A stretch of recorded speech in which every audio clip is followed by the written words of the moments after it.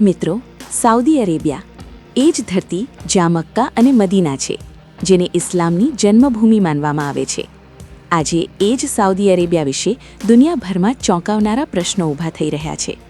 કહેવામાં આવી રહ્યું છે કે એક પછી એક ઐતિહાસિક મસ્જિદો તોડી પાડવામાં આવી રહી છે. ઇસ્લામિક વારસાને ધીમે ધીમે ભૂંસવામાં આવી રહ્યો છે અને અહીં સુધી કે પૈગંબર મોહમ્મદ સાહિબ સાથે જોડાયેલી કેટલીક ઐતિહાસિક નિશાનીઓ પણ હટાવી દેવામાં આવી છે. સંગીત એ જ સાઉદી અરેબિયા જે ક્યારેક દુનિયાનો સૌથી કડક ઇસ્લામિક દેશ માનવામાં આવતો હતો, જ્યાં કાયદા એટલા કડક હતા કે પરિંદો પણ પરમારી ન શકે એમ કહેવાતું. આજે એ જ દેશમાં ઇસ્લામિક નિયમોમાં અણધારી ઢીલ જોવા મળી રહી છે. મહિલાઓ હવે પોતાની પસંદના કપડાં પહેરી શકે છે, ગાડી ચલાવી શકે છે, રસ્તા પર નમાઝ ફરજિયાત નથી અને મસ્જિદ જવું પણ વ્યક્તિગત પસંદ ગણવામાં આવી રહ્યું છે. જે દેશમાં દારૂ પર સૌથી કડક પ્રતિબંધ હતો, આજે ત્યાં મર્યાદિત વિસ્તારોમાં મહિલાઓ બારમાં જોવા મળી રહી છે. સંગીત, મોડેલિંગ શો, મનોરંજન કાર્યક્રમો, સાંસ્કૃતિક ઇવેન્ટ્સ અને આધુનિક જીવનશૈલી. આજે સાઉદી અરેબિયા ઝડપથી બદલાઈ રહ્યું છે. કેટલાક દાવાઓ સોશિયલ મીડિયામાં એટલા આગળ વધ્યા કે લોકો કહેવા લાગ્યા, મક્કામાં અન્ય ધર્મોના મંદિર બન્યા છે અને ધર્મની ઓળખ બદલાઈ રહી છે. અહીં એક વાત સ્પષ્ટ કરવી જરૂરી છે મિત્રો, આ પ્રકારના ઘણા દાવાઓ અફવા કે વધારાના દાવા પણ હોઈ શકે છે, પરંતુ એક વાત નિશ્ચિત છે, સાઉદી અરેબિયા એક મોટા સામાજિક અને સાંસ્કૃતિક પરિવર્તનમાંથી પસાર થઈ રહ્યું છે. સંગીત, આ વાર્તા કોઈ એક ઇમારત તૂટી પડવાની નથી. આ છે એક ઓળખ, એક વારસા અને એક ઇતિહાસની વાર્તા. એ જમીન જ્યાં દરેક પથ્થરે કોઈ દુઆ સાંભળી હોય એવું માનવામાં આવે છે, જ્યાંની દરેક ગલીએ ઇતિહાસની સાક્ષી આપી હોય. આજે ત્યાં મધરાતે બુલડોઝર ચાલે છે. ન કોઈ નારા, ન કોઈ વિરોધ, માત્ર મશીનોની અવાજ અને ઇતિહાસનો મૌન વિનાશ. સવાર પડે છે ત્યારે ન ત્યાં મસ્જિદ રહે છે, ન કબર, ન કોઈ ઓળખ, માત્ર કોન્ક્રીટ, કાચ અને નવા નકશા. સંગીત, આ કોઈ બહારના દુશ્મનનો હુમલો નથી, આ બધું અંદરથી થઈ રહ્યું છે. આ છે આસ્થા સામે સત્તાની લડાઈ, વારસા સામે વિકાસની જંગ. જ્યાં ક્યારેક પહેલી દુઆ ઉઠી હતી, આજે એ જગ્યાઓને વિકાસમાં અવરોધ કહેવાઈ રહ્યું છે.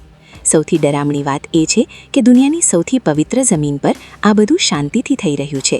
ન પ્રશ્ન, ન જવાબ, અને જ્યારે પ્રશ્નો મરી જાય ત્યારે ઓળખ પણ ધીમે ધીમે મરી જાય છે. સંગીત, આ પરિવર્તન પાછળ એક મોટું નામ છે, ક્રાઉન પ્રિન્સ મોહમ્મદ બિન સલમાન અને તેમનો મહત્વાકાંક્ષી વિઝન 2030. તેલ પર આધાર ઘટાડવો, પર્યટન વધારવું, આધુનિક શહેરો બનાવવું, ભવિષ્યનું સાઉદી અરેબિયા તૈયાર કરવું. સાંભળવામાં આ બધું સુવર્ણ લાગે છે, પરંતુ પ્રશ્ન એ છે કે શું આ વિકાસની આડમાં જૂની મસ્જિદો, કબ્રસ્તાનો અને ઇસ્લામિક ઇતિહાસ સાથે જોડાયેલી જગ્યાઓ મિટાવી દેવામાં આવી રહી છે?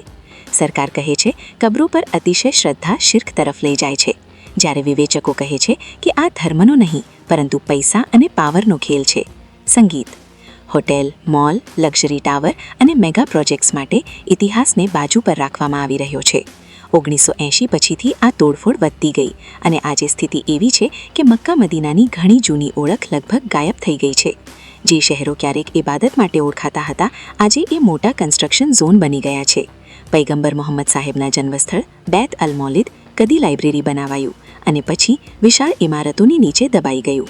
હઝરત ખદીજાનું ઘર જ્યાં પહેલી વહી ઉતરી, આજે ત્યાં મોલ અને હોટેલ ઊભા છે. સંગીત, મદીના તરફ નજર કરીએ તો જન્નત અલબકી, જ્યાં પૈગંબરના પરિવાર અને સાથીઓ દફન છે, તેને સમતલ કરવામાં આવ્યું. તેની આસપાસ રસ્તા અને હોટેલ બનાવવા વિસ્તાર સાફ કરવામાં આવી રહ્યો છે. સલમાન ફારસી મસ્જિદ, હઝરત હમઝાનો મકબરો, ઘણી જગ્યાઓ વિકાસની ભેટ ચઢી ગઈ. આ ફક્ત ઈંટ પથ્થર નહોતા મિત્રો, આ ઇસ્લામની જીવંત યાદો હતી. શિયા અને સૂફી વારસાને પણ આ પરિવર્તનમાં ભારે નુકસાન પહોંચ્યું છે. સંગીત, આજે સાઉદી અરેબિયા અભૂતપૂર્વ સામાજિક બદલાવમાંથી પસાર થઈ રહ્યું છે. પ્રશ્ન એ નથી કે બદલાવ ખોટો છે કે સાચો. પ્રશ્ન એ છે કે શું વિકાસ માટે ઇતિહાસને મિટાવવો જરૂરી હતો? શું મક્કા મદીના ફક્ત આધુનિક શહેર બનીને રહી જશે કે પછી આ પવિત્ર ધરતી પોતાની ઓળખ જાળવી શકશે? આ સવાલ માત્ર સાઉદી અરેબિયાનો નથી, આ આખી ઇસ્લામી દુનિયાનો સવાલ છે. સંગીત ધીમું, ફેસલો તમારે કરવો છે.